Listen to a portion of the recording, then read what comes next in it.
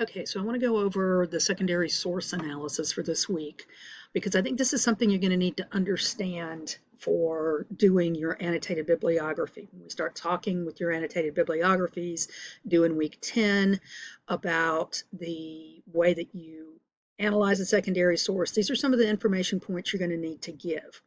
Now, this was what I have here is a very extensive analysis of Harari. I'm not expecting you to do the same things in your annotated bibliography, but I am expecting you to understand what these concepts are. And starting with the first question, this idea of thesis, that you will have to have in your annotated bibliography. What is the author trying to prove?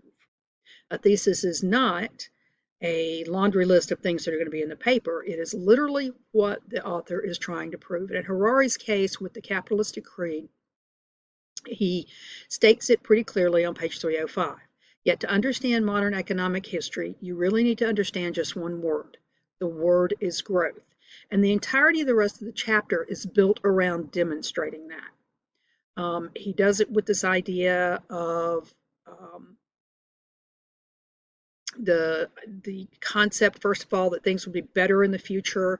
That for the first time in human history, there was this idea that the quality of life in your own life would get better. That the best wasn't behind you in the past, but instead it was something to look forward to. This is going to lead to the growth of credit. It will then lead to modern capitalism in which people invest in future earnings. So again, the idea that things are going to get better in the future. Okay, so his primary sources, and he has a number of them. Probably the one he uses most consistently, of course, is Adam Smith's Wealth of Nations. He discusses it on pages 311 through 12, and again on page 329. He talks about Christopher Columbus's quest for an investor, the Dutch VOC and WIC companies and their growth, the Mississippi bubble. Most of these, the First Opium War, these are all things that he's discussing in terms of how they demonstrate the growth of credit, the idea of economic growth in its entirety. For his secondary sorts of evidence, he uses the McDonut Bakery example. This is one that he comes up with himself and is using as a standard example of how investment works, right? Then he does a comparison of Mughal India, the Ottoman Empire, and the Qing Empire's investment in wars and state debt. He does the creation of limited liability joint stock companies. He does the Dutch versus the Spanish approach to paying back debt, then the sons of the Dutch investor. These are all secondary source ideas. These are all contemporary ideas in many respects, or people looking at the past from the present and discussing them and how they applied retroactively to the past. This is actually a little bit easier if we did it with Frankopan, because Frankopan has wonderful notes in the back of at the end of each of his chapters, where you can actually see what the primary sources are because they are listed with the dates that they were originally published. And you can also see the secondary sources, things where he is using information from modern scholars, current scholars, to further expand on his points. All right, so Harari's question 4, what is his explanation for why Europe won the game of empires? How does his argument compare to Frankopan's and to your textbooks? Now, for this, you have to use Frankopan. You have to actually do an analysis of Frankopan as well. For Harari, his main idea is capitalism, but it conjoins with the idea of protection for individual and individual property rights, particularly in Britain and the Netherlands. And these are the pages on which he discusses those things. Frankopan also talks about the growth of the economy and how it is not evenly distributed. And he talks in detail about the suffering of the lower classes in Europe.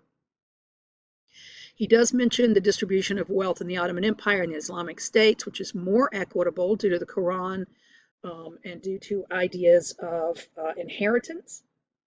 He also He also says, though, that this makes it harder in the Muslim world for individuals to accrue wealth to be used for capital. And that's one of the big things in the discussion this week when we're talking about the Atlantic revolutions. I was kind of hoping many of you would get to this point with it as well. This idea that why it didn't happen in other places was because there were different social structures in places and also different valuations of wealth and the heritability of wealth. Like Harari, Frankopan discusses the English and Dutch trading companies and their establishment of colonies. He talks about England's competition for Dutch control, and that this led to Pepys' reforms of the British Navy.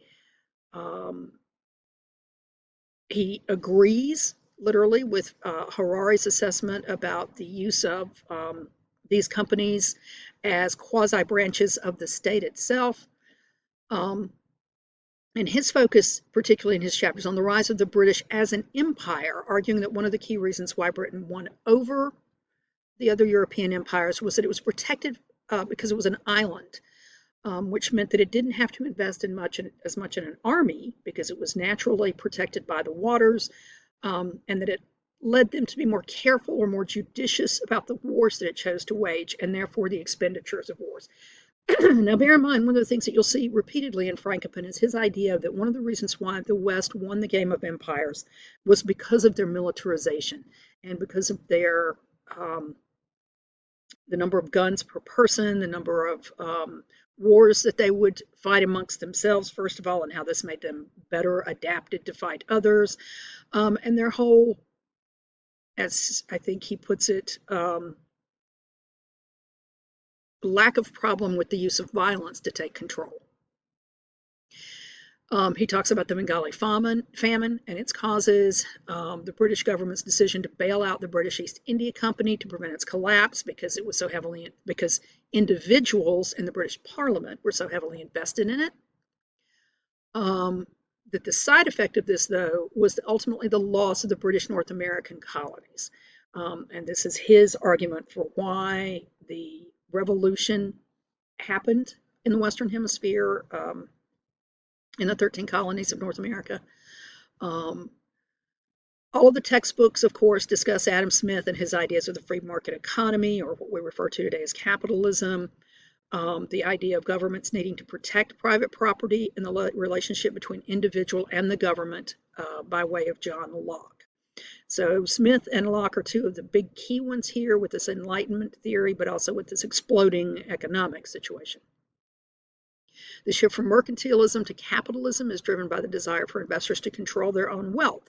And this was a major point in almost all of the Atlantic revolutions. It was this desire on the part of those who were becoming wealthy to be able to determine where they wanted to spend their own money and what they wanted to be able to invest in.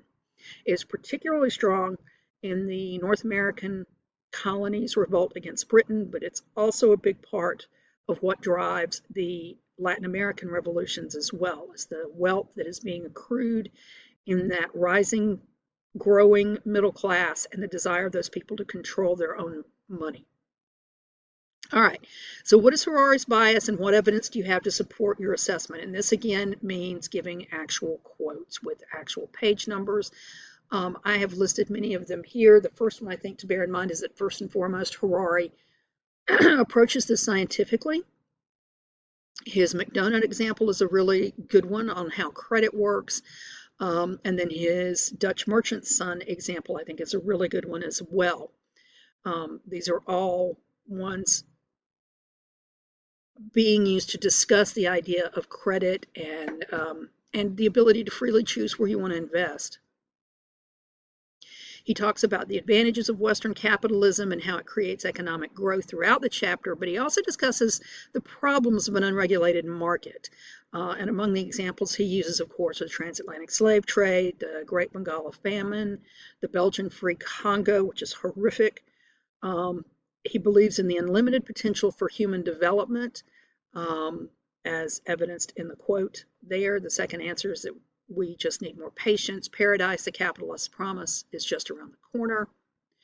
The division of spoils will never be equitable, but there will be enough to satisfy every man, woman, and child, even in the Congo.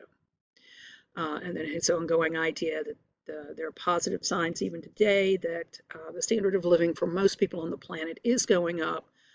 Um, the average human in 2014 is significantly higher than it was in 1914, despite the exponential growth in the number of humans, and there has been. So he is, in many respects, an optimist, and he does see capitalism as being beneficial in the long run. All right, so that's my breakdown of Harari's chapter. As I said, a lot of this will actually be easier when we do one with Frankopan because Frankopan uses many, many, many primary sources per page um, in his writings. All right, I'm going to leave you with that, and again, remind you that you're going to need to do similar things to this when you do the annotated bibliography. You'll definitely need to know what the thesis of each of the 6 secondary sources is that you're using. You will definitely need to be able to at least give me a general range of the types of sourcing that the author is using, what kinds of primary sources and what kinds of secondary sources. So these are, and of course, always the perspective or bias of the author of each of those secondary sources. I will point out that a good thesis is one in which you can tell the author's bias from the start because what they are trying to prove is going to demonstrate how they are thinking and literally how they're going to interpret the information that they're using. So be sure you consider that when you are talking about the bias and what the thesis is. All right,